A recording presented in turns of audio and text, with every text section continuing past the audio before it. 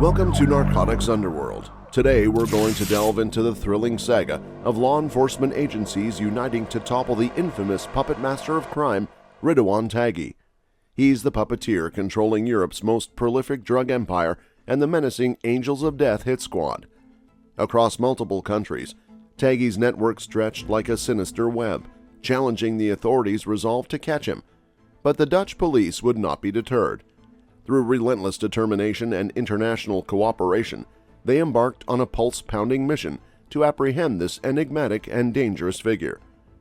On December 16, 2019, the world's pulse hitched as news splashed across the headlines.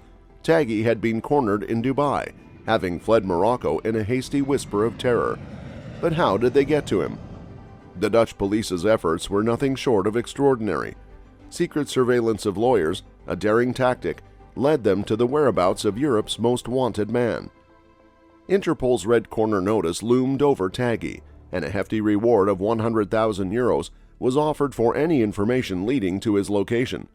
This intense manhunt brought together law enforcement agencies from around the globe, forging an unprecedented alliance to bring down a criminal who had ordered countless assassinations, leaving a trail of innocent lives shattered. Taghi's arrest marked a turning point in the battle against organized crime. The raid on his opulent Dubai villa became a symbol of justice prevailing against seemingly insurmountable odds. But this was just the beginning. The real drama unfolded behind the scenes. In the high-octane world of covert operations, genius battle strategies, and the unsung heroes, the informants who dared to risk everything to help the authorities close in on this taker of lives. So stick till as we uncover the heart-pounding chase, the brutal death of the witness, and the lengths the authorities went to with apprehension and the unethical treatment afterward of Ridouan Taghi. In a stunning turn of events, 41-year-old Ridouan Taghi, the notorious Moroccan-born Dutch drug trafficker, managed to evade capture for years, living in Dubai under a false identity with a passport and visa that had been issued before the Interpol arrest warrant was in effect. Despite the relentless pursuit by police departments from the Netherlands and other European countries over a decade, Taghi had successfully evaded capture, leaving a trail of fear and destruction in his wake. Nestled in a cozy residential corner of Dubai, Taghi cloaked himself in the deceptive garb of an ordinary life, a stark contrast to the storm of criminal chaos he orchestrated behind the scenes. With a network of assistants from various nationalities, he operated discreetly, flying under the radar of law enforcement agencies. While the Netherlands had once been known for its tolerant attitude towards marijuana, a report commissioned by Amsterdam City Council painted a grim picture of the country's growing drug problem and the rise of the criminal underworld. The shooting of a lawyer in the Netherlands, linked to Taghi's criminal operations, sent shockwaves through the nation, with some even describing the country as a narco-state.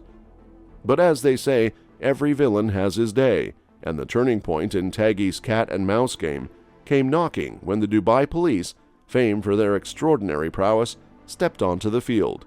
Just 5 days after Interpol issued the arrest warrant, the Dubai Police's Criminal Investigation Department, led by Brigadier Jamal Al-Jalaf, accomplished the seemingly impossible. A special unit of the Dubai Police swooped in and arrested Taghi inside his villa, leaving him astonished at the speed and efficiency of their operation. Taghi, who had eluded the authorities for so long, confessed that he had never anticipated being caught in Dubai. In awe of the Dubai police's prowess, he even remarked that they must be the best, having outmaneuvered him after years of evasion. So you may be asking, how did they outmaneuver this master of shadows? The capture of Ridouan Taghi in the desert city of Dubai was a remarkable victory for cutting-edge law enforcement methods and razor-sharp strategic thinking. Dubai police meticulously analyzed a vast trove of data and information from surveillance cameras throughout the city, leaving no stone unturned to identify Taghi's elusive location. Taghi proved to be a formidable foe, exercising extreme caution and maintaining a low profile, refraining from any purchases or transactions in his name to avoid leaving traces that could lead to his capture. His uncanny knack for remaining a ghost amongst the living posed a daunting task for the authorities. However, Their unwavering resolve bore fruit when they finally trapped him in their snare. Taghi's criminal reign began relatively unnoticed until the mid-2000s, when he escalated his activities and started trafficking cocaine into Europe through Morocco and South America. His operations expanded rapidly, and investigators linked him to at least 20 murders, all ruthlessly ordered by him and his associate, Saeed Razouki. Shockingly, these killings were discussed casually in their chats, as if they were discussing something as ordinary as cups of coffee. Among the most brazen and spine-chilling acts committed under their command was the daylight assassination of the prosecution lawyer Dirk Wiersum on the cobblestone streets of Amsterdam. Wiersum was the legal representative of Nabil B., a former member of Taghi's gang who had turned informant and was expected to testify against Taghi and Razouki. This act of cold-blooded violence took place in broad daylight in front of Wiersum's wife, sending shockwaves through the nation and sparking national outrage. Adding to the tragedy, a year before Wiersum's murder, Nabil's innocent brother Ridouan B., who had no association with the gang, was also assassinated. The string of brazen killings underscored the ruthlessness and terror that Taghi's criminal organization had unleashed. Spurred on by these despicable acts, the Dutch police amplified their crusade for justice, unleashing a formidable task force of nearly 100 digital and financial sleuths onto the case. The pursuit of justice for the victims and their families became a top priority, and the arrest of Taghi was soon added to Europe's most wanted list. Ridouan Taghi's journey to the leader of the Moroccan Mafia began in the early 1990s when he joined the youth gang known as the Bad Boys. This gang operated in Utrecht and the Mall City Plaza, areas where they were known for their criminal activities. At the age of 17, Taghi decided to quit his pre-university education, signaling his inclination towards a life of crime. In 1992, he faced his first criminal sentence, which included charges for burglaries and possession of weapons, indicating his early involvement in illegal activities. For a period, Taghi ran a grill room in Utrecht. However, his criminal activities and involvement in the underworld seemingly took precedence, as in 2009, he deregistered from the Dutch Population Administration, further distancing himself from conventional legal structures. Over the years, he rapidly ascended the ranks of the criminal underworld, eventually becoming one of Europe's most powerful narcotics traffickers and a godfather in the criminal sphere. His drug empire was built on controlling the trafficking routes between Morocco and Europe, allowing him to dominate roughly one-third of all cocaine trafficked in the continent. Remarkably, Taghi managed to maintain a low profile despite his significant criminal activities and being the leader of Moroccan Mafia. He skillfully established smuggling and distribution networks in several European countries, including France, Belgium, and Germany, leaving no trace of his involvement in the illicit trade. The Moroccan Mafia gained significant attention in Dutch and Belgian media after the Turtle clan stole a considerable shipment of 200 kg of cocaine from the port of Antwerp in 2012. This incident triggered a violent gang war involving multiple criminal organizations, known in the media as the infamous Macro War. Following this event, numerous individuals of Dutch and Belgian Moroccan descent lost their lives in shootings that occurred in Belgium, the Netherlands, Spain, Morocco, and Suriname. As time passed, Ridouan Taghi emerged as a prominent figure within the Moroccan Mafia, playing a major role in the European cocaine trade and orchestrating numerous gangland killings across Europe. Among the shocking incidents linked to Taghi was the alleged assassination of his own brother-in-law in Spain in 2013, following a dispute over a drug shipment. Such acts of violence demonstrated his ruthlessness and readiness to eliminate anyone who stood in his way.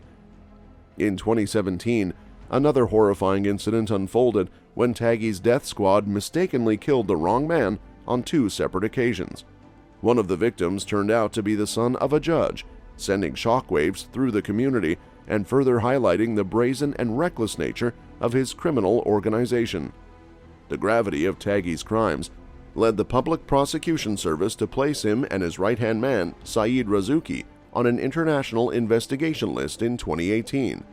A reward of €100,000 was offered for information leading to their capture, emphasizing the urgency and importance of bringing them to justice. The depth and reach of Ridouan Taghi's criminal empire became even more apparent with the revelation of documents produced by the United States Drug Enforcement Administration. These documents pointed to a vast drug network led by Taghi, in collaboration with notorious figures like Raphael Imperiale, known for his involvement in the Camorra's drug and arms dealing, Daniel Kinahan, a reputed gang boss from Ireland, and Eden Gannon, a Bosnian drug trafficker. The DEA's findings painted a disturbing picture of one of the world's largest drug cartels, wielding a virtual monopoly on Peruvian cocaine and controlling a staggering 1/3 of the entire European cocaine trade. Their operations spanned continents, involving the shipment of drugs to various destinations. Despite the DEA's intelligence and the gravity of his crimes, Taghi's ability to remain elusive was nothing short of astounding. He continuously changed his appearance, adopting various disguises every few months, and relied on forged passports and visas to evade capture. This masterful evasion kept him ahead of the authorities and added to the mystique surrounding his criminal empire. However, his luck eventually ran out when Dubai authorities apprehended him. Despite the gravity of his crimes, the extradition process to the Netherlands faced complications due to the absence of an extradition treaty between the United Arab Emirates and the Netherlands. As a result, Taghi was deported from the UAE just 3 days after his arrest. The UAE declared him persona non grata for entering the country under a false identity, which allowed them to take swift action in removing him from their territory. The capture and extradition of Ridouan Taghi were not without controversy and allegations. During the 72 hours following his arrest in Dubai, Taghi claimed that he was subjected to torture by agents from Dubai and Morocco. According to his written statement, he alleged being severely beaten, confined in a cold room, and subjected to electric shocks. He described being held at gunpoint and beaten after the alleged agents were instructed to shoot him. During those 72 hours, Ridouan Taghi claimed he was tortured before being extradited to the Netherlands. Agents from Dubai and Morocco allegedly tortured him during the 72 hours that followed his arrest, he claimed. Taghi's bruised face was featured on the Dutch television show En Vandaag. He claimed in a written statement that he was severely beaten, held in a cold room, and shocked with electric shocks. I was lying flat on the ground with a gun over my head. The officers claimed they were told to shoot me. After that, I was badly beaten, he wrote. Taghi claims that the photos would have been altered to hide the bruises. Based on an examination conducted by a doctor from the Netherlands Forensic Institute on December 19, 2019, he allegedly told the same source that all of the wounds on his face, including his broken nose, were photographed. Taghi was reportedly kept awake in the police station for 72 hours on the day of his arrest, December 16, 2019. I was also tied at the ankles and hands, and my eyes were covered with a plastic blindfold, he wrote. One of the reasons for Taghi's arrest was that Ibrahim B., also known as Slagger, was a Utrecht drug dealer. It was not until 2015 that his name appeared in a police report when the butcher decided to speak up. The story of Ibrahim Boujou, also known as the Butcher, is a riveting tale of valor, peril, and heartbreaking tragedy. Born in Utrecht, Boujou chose a life of crime over continuing his family's butcher shop. He ventured into the international hash trade, building a reputation as a formidable rival to Ridouan Taghi. In the aftermath of the murder of Peter R. de Vries, a confidant of Crown witness Nabil B. in the Marengo trial, Boujou boldly spoke out against Ridouan Taghi and his criminal organization in a phone conversation with crime reporter John Vandenheuvel. However, just 6 months later, Boujou's life took a tragic turn when his lifeless body was found in Chiclana de la Frontera, Spain. The discovery of his body inside a burned-out vehicle, with evidence of severe torture and a gunshot wound to the head, suggested a brutal and violent end to his life. It was evident that Boujou had become a target due to his courageous act of declaring the activities of Ridouan Taghi and his criminal organization to the police in 2015. Known as Case 26 Bayer, this investigation would shake the very foundations of criminal enterprise, revealing a sinister puppeteer pulling the strings. The enigmatic Ridouan Taghi, according to the ironclad testimony of the Public Prosecution Service. The suspects had covertly placed deadly tracking devices, level beacons, under unsuspecting cars. The grim implication was clear. Those innocently driving these vehicles could unwittingly become prey in this deadly game of cat and mouse. Ebrahim Buju becomes entangled in a dark investigation when a potential target is revealed to be a friend, Ranko Skesic. The police are vigilant and quickly bring Buju into the cold, unforgiving embrace of the police station. On January 27, 2015, Buju's friend, who denies any enemies, sets off a chain of events that leads the investigators down a treacherous new path.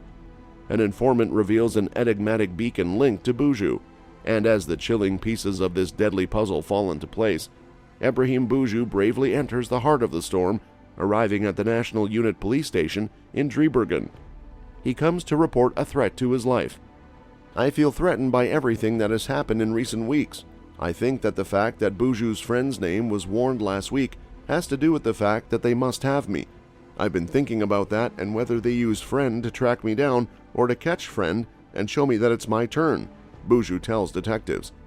He also revealed to the interrogators his theory about why he was being hunted. "I think that's all because they say I have something to do with the kidnapping of a coffee shop owner, Said Fagouz, a few years ago in Amsterdam. Ridouan Taghi is a buddy of Fagouz. I think they want to take me back this way. I really have nothing to do with that kidnapping at all." In a gripping investigation, the name Ridouan Taghi emerged as an enigmatic figure in the shadows of criminal intrigue. During a remarkable interrogation on October 9, 2015, the puzzle pieces began to fall into place, with Buju revealing information about Ridouan Taghi and his menacing criminal empire. The detectives were visibly surprised by the peculiar nickname, which evoked memories of another notorious criminal, Willem Holleder, known as the Nose. However, this seemingly light-hearted exchange would soon turn into a harrowing revelation. In subsequent discussions with the police, Buju bared his soul, divulging every shred of information he possessed about Ridouan Taghi and his menacing criminal empire. No secrets were held back as he bravely shared the inner workings of this underworld labyrinth. However, as the truth poured out, the danger escalated tenfold, as Buju's life was now in the hands of those he dared to expose. The gravity of Buju's statements cannot be underestimated, as if included in the infamous criminal file 26 Bayer, it would expose him as a fearless informant and traitor to those who would stop at nothing to protect their malevolent empire.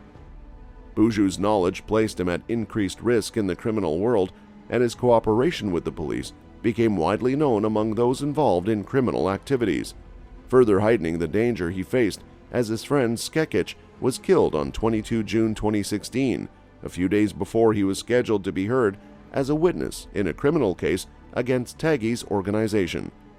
News of Buju's cooperation disseminated rapidly through the criminal circles, marking him as a target, a pawn in a lethal game of retribution.